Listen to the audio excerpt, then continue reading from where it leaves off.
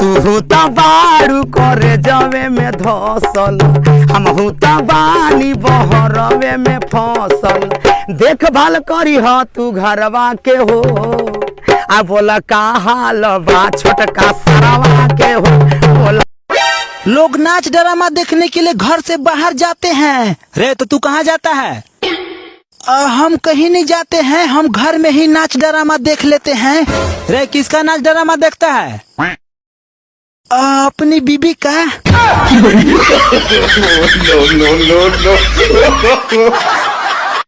भैया जी। रे क्या हुआ रे?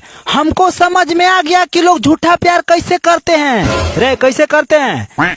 प्यार झूठा सही दुनिया को दिखाने आजा, प्यार झूठा सही दुनिया को दिखाने आजा, तू किसी और से मिलने के बहाने आजा।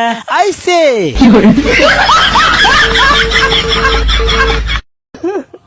काहे रोती अड़ी हो?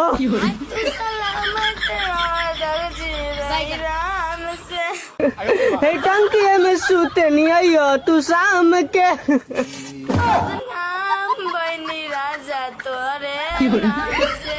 ओढ़नी बिछाइयो काम हुई आराम से। अब 20 मिनट से ज्यादा हो जाए तो चली जेबू जान से।